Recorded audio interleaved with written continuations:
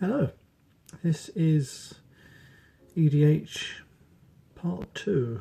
So I went through in part 1 the basic features of a EDH or commander deck, and I've gone through all my creatures. There's a lot of creatures in there, and this is the second part. So I decided to concentrate on my artifacts that I like to use, my enchantments and my land.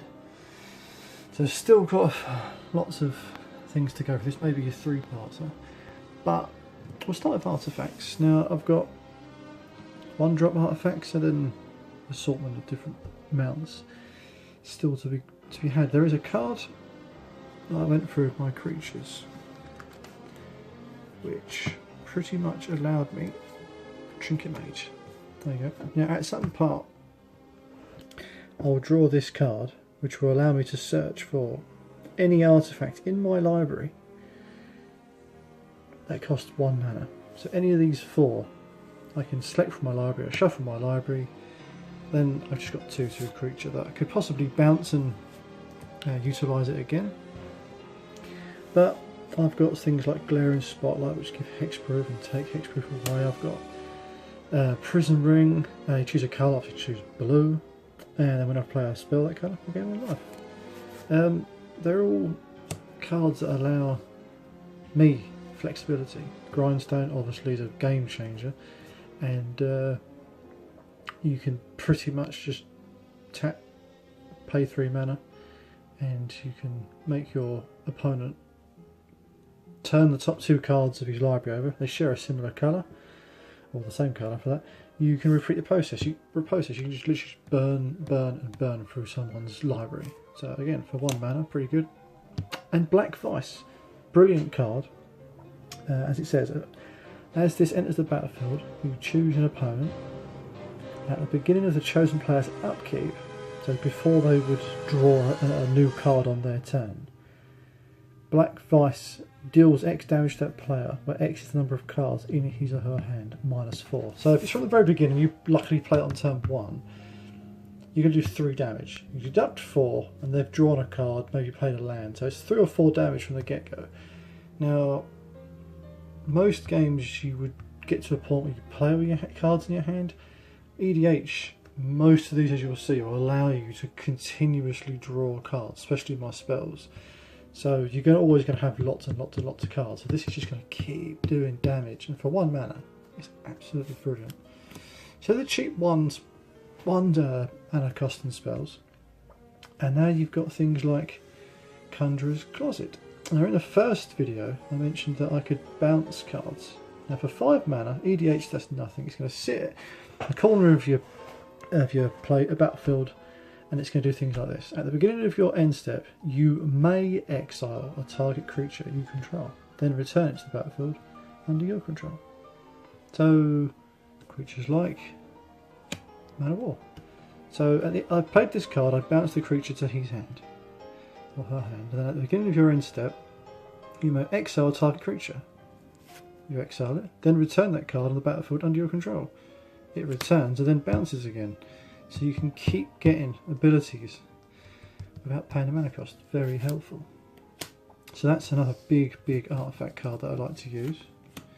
I've got a card like Mindlock Orb.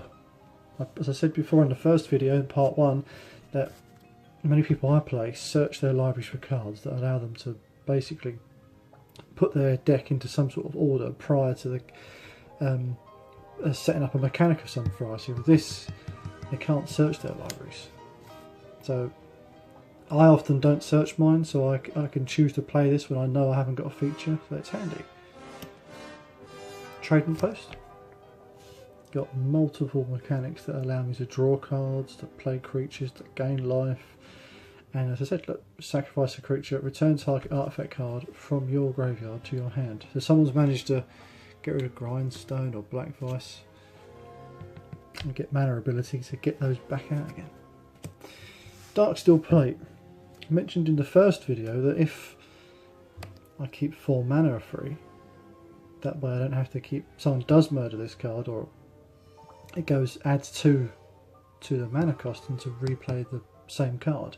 I don't want to have to keep paying more mana to get my tap ability to draw cards. So if I somehow manage to need that mana and I'm not drawing cards, I can equip this to it, which would go like this. And basically, dark steel plate, the actual artifact itself is indestructible, and the equipped creature is indestructible. So board wipes wouldn't work, target effects that target this creature. So very, very handy to have that in there. Or you could just put it on Storm Tide and just absolutely own the end of the game. So another good card. Go on to the enchantments. So I've only got 5 in here, but they all do very specific things for various cards. Now this is the card Aquarius Form. For 1 mana, enchanted creature can't be blocked. Whenever enchanted creature attacks, scry 1. It's perfect for the card I mentioned in the creatures section of the first video, which is when Raven Guildmaster deals damage. It removes the top 10 cards of the game. Now in the first video I thought it was just into the graveyard, but this card is actually stronger than I thought it was. So these two could pile together.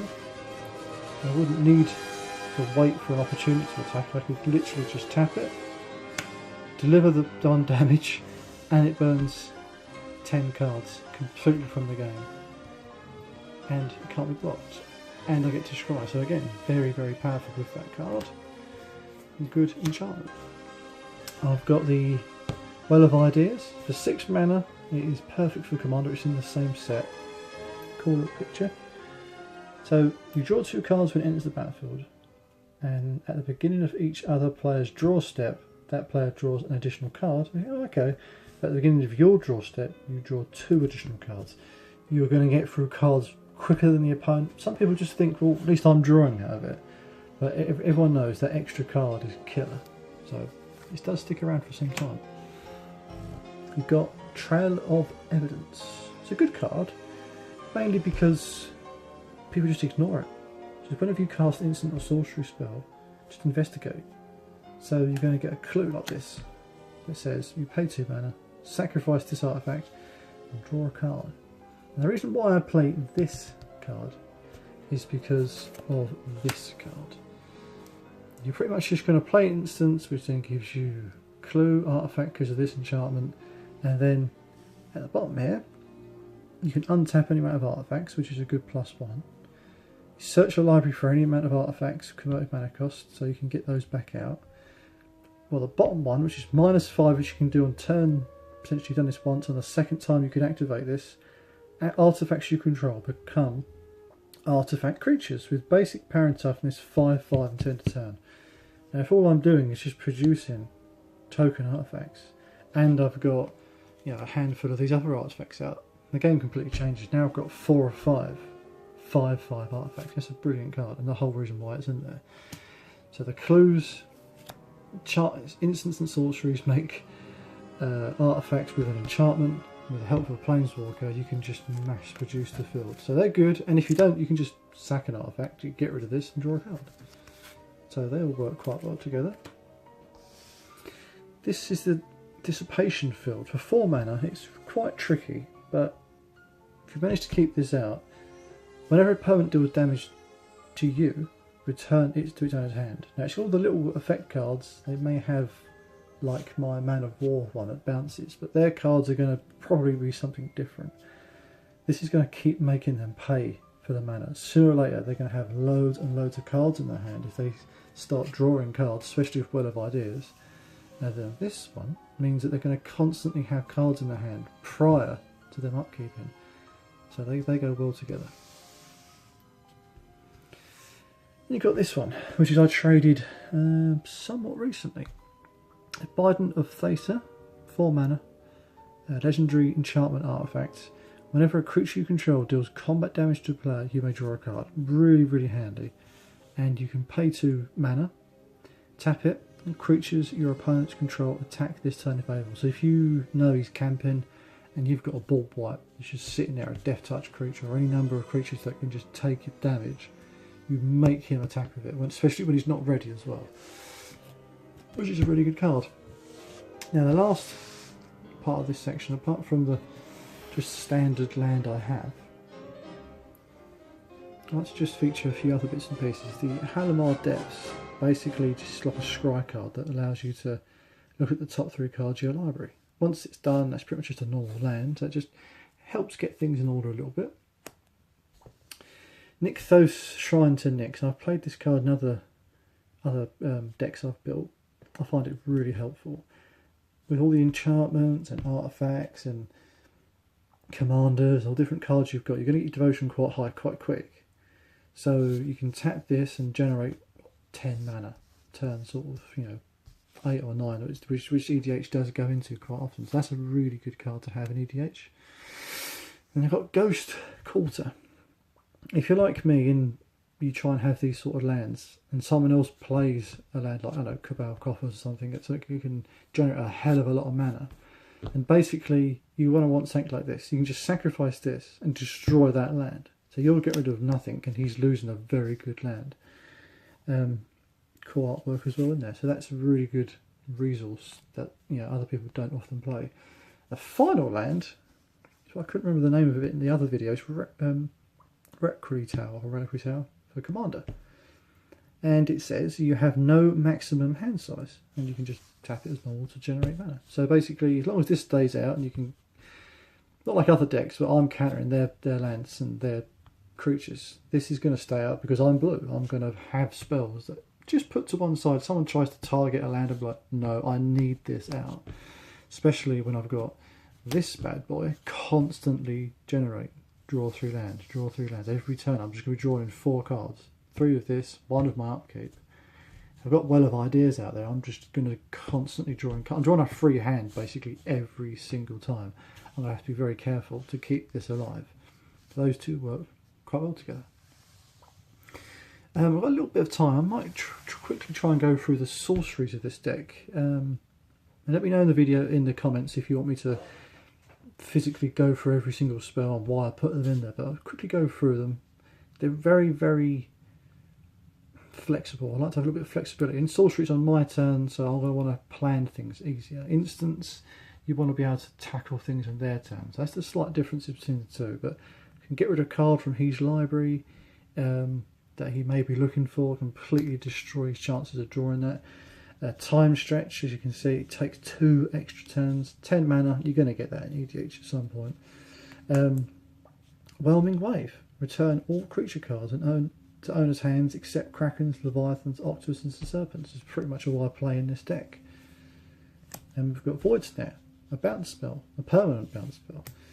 Aether Gale, returns 6 target non-owned permanents to the owner's hands. And I've got Washout, return all permanents of the colour of your choice to their owner's hands. Another brilliant card, especially if you want to choose on you. Someone's gone to board white, they've lost a lot of creatures, and you just go, hold on a minute, I will do this. Especially on your turn, you can plan that quite well. Silent Departure, return target creature to its owner's hand, and it has flashback.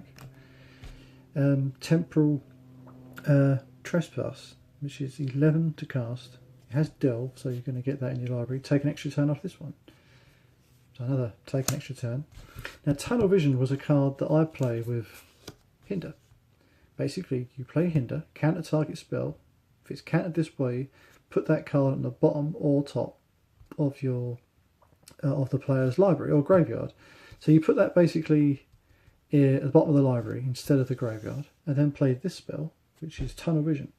Name a card, which you now know what it is, and then target player reveals cards from top of his or her library until that named card is revealed.